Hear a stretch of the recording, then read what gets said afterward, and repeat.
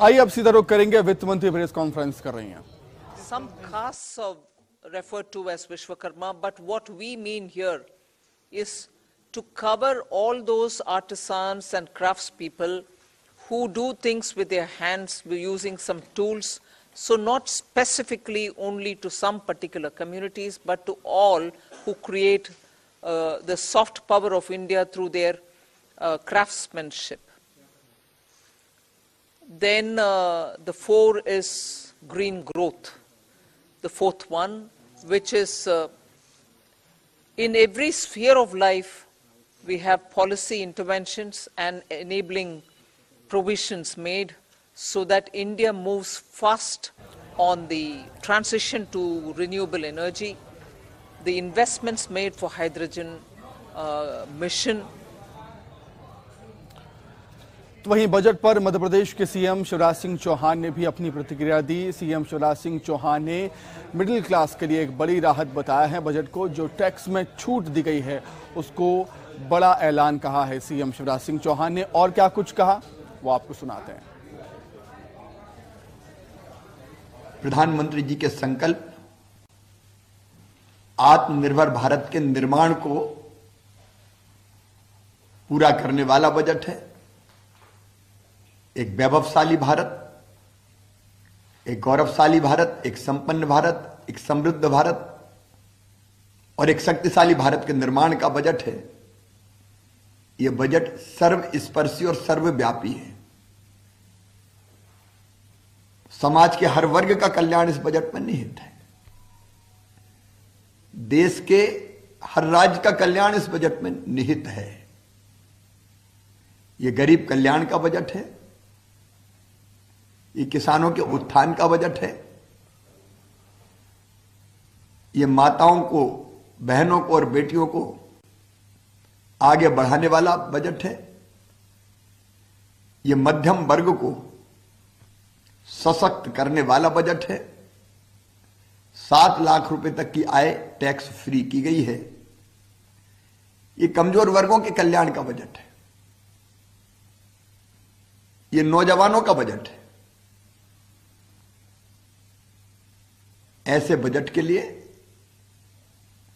मैं माननीय प्रधानमंत्री जी का मध्य प्रदेश की 8.5 करोड़ जनता की ओर से अभिनंदन करता हूं और केंद्रीय वित्त मंत्री श्रीमती सीतारमण जी को बहुत बहुत बधाई देता हूं। तो सीएम शिवराज सिंह चौहान ने मध्यम वर्गीय परिवार को राहत देने के लिए वित्त मंत्री की तारीफ की है। और इसी खबर पर अधिक चर्चा के लिए हम सीधे राजधानी भोपाल का रुख करेंगे। अनुराग श्रीवास्तव हमारे साथ जुड़ गए हैं इस समय राजधानी भोपाल से। अनुराग, बजट में हर वर्ग के लिए कुछ ना कुछ देने की कोशिश है केंद्र सरकार की, लेकिन सबसे बड़ा ऐलान है जो टैक्स में छूट दी गई है वो।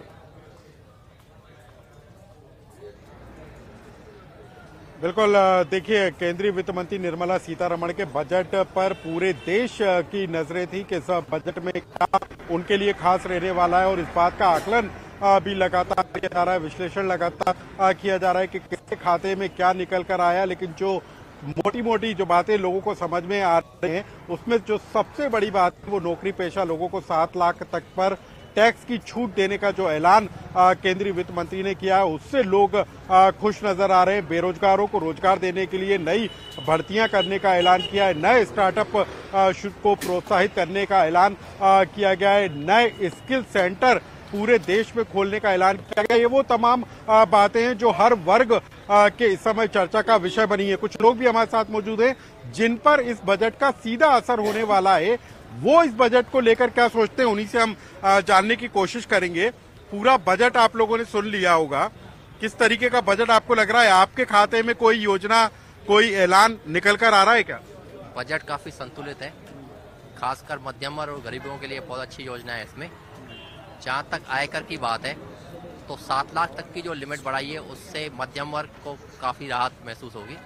और साथ ही जो सरकार ने नई टैक्स पॉलिसी, टैक्स रिजीम लाया है, उसमें पहले बेसिक लिमिट 2.5 लाख की थी, उसको बढ़ाकर 3 लाख किया। यह भी एक सराहनीय और अद्भुत कदम है।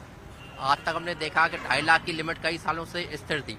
सरकार ने बहुत ही कल्याणकारी कदम उठाते हुए उसको 3 लाख किया है। तो 3 लाख की बेसिक के बाद 3 से 6 तक का जो उन्होंने रेट भी बढ़ाया, 2.5 से 5 थी पहले, 3 से 6 किया है, उसमें भी लोगों को काफी टैक्स राहत होगी। इस जो स्लैब जो बताए जा रहे हैं लेकिन उसका लाभ लोगों को नहीं मिल पाएगा, कांग्रेस कह रही है कि ये आंकड़ों की बाजीगरी है। आप लोगों को क्या लगता है कि आपको वाकई में इससे फायदा होने वाला है क्या? बिल्कुल, ये बहुत दुविधा की स्थिति है, क्योंकि जो 7 लाख की सीमा बताई जा रही है बार बार, इसमें 2 प्रकार से हमें समझना पड़ता है। ओल्ड रिज्यूम, न्यू रिज्यूम हो क्या रहा है। जिन लोगों का जीपीएफ कटा है, जिन लोगों का मकान के लिए लोन ले रखा है, जिनके हाई वो हो रहा है, उनको मुझे नहीं लगता कि बहुत ज्यादा फायदा होने वाला है। लेकिन मौजूदा जो टैक्स पेयर है उनको बिल्कुल, इसमें कुछ लोगों को निश्चित तौर पर राहत तो मिली है, इसको एकदम से नकार नहीं सकते हैं हम लोग। लेकिन इसके अलावा भी कई सेक्टर में यदि हम बात करें तो आज केंद्रीय वित्त मंत्री ने जिस तरीके से बात की, महिलाओं के लिए बचत पत्र लेकर आएगी सरकार, नए स्टार्टअप शुरू किए जाएंगे, ठीक है सेंटर खोले जाएंगे, मैं युवाओं के लिए भी उम्मीद भरा बजट इसको माने। बिल्कुल जी बिल्कुल, क्योंकि पहले जो कई सारी बड़े ऐलान वित्त मंत्री ने किए हैं। टैक्स में छूट हो, गरीबों के लिए बात हो, किसानों के लिए बात हो और एमएसएमई सेक्टर को बढ़ावा देने की बात हो। संस्कार धानी के वासी किस तरह देख रहे हैं इस बजट को?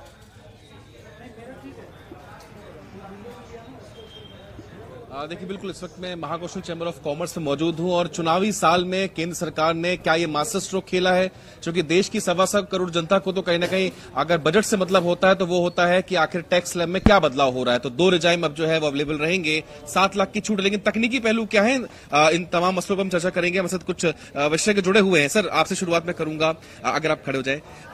बेशक एक लंबा बजट था, आपने सुना समझा भी, क्या मूल रूप से आपको क्रक्स निकल के आया, समझ में आया? तो देखिए, लॉन्ग टर्म गवर्नमेंट जो है लॉन्ग टर्म पॉलिसी में कोई खास चेंज नहीं की है। उन्होंने छोटे सैलरी क्लास को खुश करने की एक प्रोसेस की है। सबसे पहले उन्होंने जो न्यू रिजीम के अंदर स्टैंडर्ड डिडक्शन उन्होंने उसको अलाउ किया, तो उससे 52,500 का इनकम से कम हो जाएगा। सेकेंडली, कुछ डिडक्शन दिए हैं, वो ज़्यादा वो नहीं है। मेनली जो सैलरी वाला और जो सेकंड लिमिट थी कि जिनकी 5 लाख रुपए तक की इनकम थी, उनके ऊपर टैक्स नहीं लगता था, वो लिमिट को बढ़ा के उन्होंने 7 लाख कर दिया है। पर बेसिक लिमिट अभी भी 2.5 लाख रुपए की रखी हुई है। इसके मीनिंग ये हुए कि अगर गलती से या आपके कोई कारण से इनकम अगर आपकी 7,20,000 या 7,10,000 की आ जाएगी, तो आपको पूरा टैक्स 2.5 लाख से लेके 7 लाख रुपए तक का पूरा देना पड़ेगा। तो असल ये जो विसंगति है, इसको दूर होना चाहिए। और एक सेकेंडली क्या हुआ कि सर, ये जीएसटी के अंदर उन्होंने एक चेंज इन्होंने बहुत बड़ा अच्छा, एक तरफ तो अलाउ किया कि आप 3 साल तक कोई भी रिटर्न अपनी भर सकते हैं। तो जैसे अगर मैंने अपनी सेल दिखाई और मैंने अपनी सेल नहीं दिखाई, मैं अपने 3 साल तक उसके ऊपर टैक्स भर सकता हूँ। तो जो सेल होती है वो सामने वाले की परचेज होती है, तो जो टैक्स मैंने भरा तो सामने वाले का इनपुट कहलाता है।